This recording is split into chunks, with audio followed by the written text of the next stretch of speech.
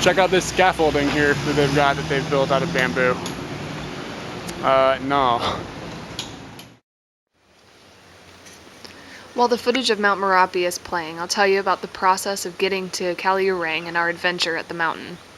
We decided to leave Yogyakarta the night before and were prepared to head out. One great thing about Indonesia is every guest house wants to serve you breakfast. Might make up for the slightly overpriced rooms. We got our breakfast and headed for the bus station our guidebook noted. We took the trek on foot, about a mile or so, because we thought it would be easy. It totally was easy until we realized the bus station we were looking for didn't exist anymore. We did pass where the bus station used to be, and it was obvious to us it had been out of commission for a couple of years. The Lonely Planet Indonesia edition for 2010 apparently did not investigate the bus station's existence. Needless to say, after an hour of searching and coming up nil, we were pretty annoyed.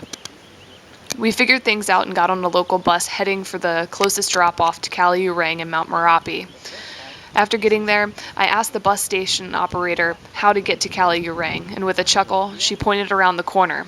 She chuckled because with limited English, it's hard to express, stand on the side of the road going north and wave down the next bus-looking vehicle you can. We got on a bus or minivan, which was crowded, and it was comforting to know we would actually be arriving in Kaliurang soon. The guest house we chose was pretty amazing, and the owner was one of the best guys to take you on a trek to Mount Merapi. His name was Christian Away, and he's pretty famous in Indonesia for his eco-tourism, and he's got a good sense of humor. We both signed up for the 4 a.m. hike to Mount Merapi for the next morning. The hike would take 2 hours and 5 kilometers both ways. Sounds like a picnic. 3:30 a.m. came too quickly, and Christian was knocking on our door. We started the morning with some laughs and crackers and met Christian's brother, who took us up to the giant. The trek took us through the jungle with our flashlights to guide our stumbling, sleepy selves.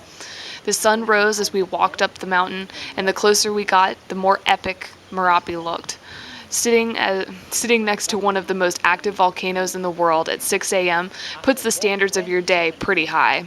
It was awe-inspiring, and everyone in the group was hoping it would do something crazy while we listened to some exciting stories from our guide. Our tour guide has been telling us a lot of stories about Merapi, and he told us about a story in 2001 when he took a group up here, and he told them that he had a premonition, like he felt that Merapi was going to erupt. And at one point he stopped them and said, "We can't go on."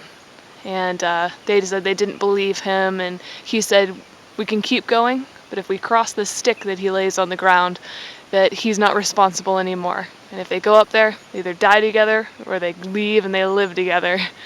And he told them not to panic. So they decided that they'd keep going, and they got up to where we're sitting about now, I'm assuming. Over in the far distance over here, they are over there talking, and there's a little observation area here. And he said that they got up here, and it actually exploded. And the lava started coming down the mountain, and he said, "Don't panic."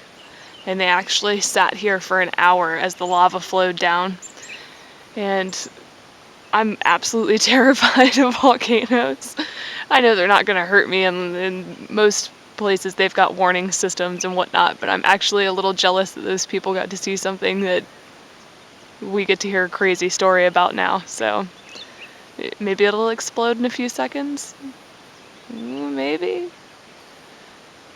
It's not looking like it, but that's okay. It's still very beautiful. This valley right here goes down about 20 feet, and our guide was telling us that as Mount Merapi was erupting in 1997 or 94, I'm not sure exactly, he convinced a guard to let him go up there by lying to him and telling him that he had a house near the volcano. And he got up there and was able to watch the lava flow all the way down from the mountain going around Kaliurang. It's pretty cool. Too bad there's no lava there now, but still. That guy's a badass. And we are here at Vogel's Hostel. We are staying in Kaliurang. We just got done with our trip up to Gunung Merapi. And I want to show you what our place looks like. I can actually tell you that that right there is our room. But it's got the windows closed so people don't want to steal our stuff. This is what the hotel looks like from the outside. Just looks like some dude's house.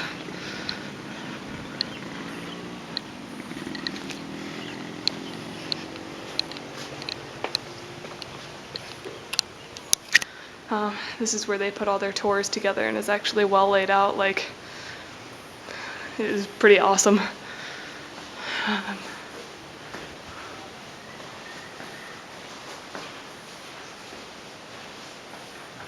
Our room is in here. And I know that the door is locked, so I'm just gonna give you a peek. There's a bed, another bed, 2 couches, and our stuff. Nothing too crazy. And bathroom's kind of your typical thing, a lot bigger than normal though. Western toilet, and there's a hot shower, amazingly. Woo! And we are about to get some breakfast after our amazing trek. Did you have fun? Yeah. Good.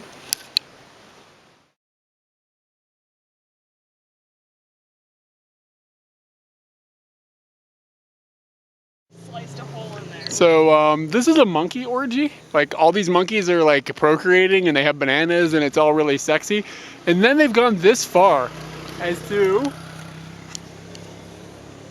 What the? Why did they do that? Was that necessary?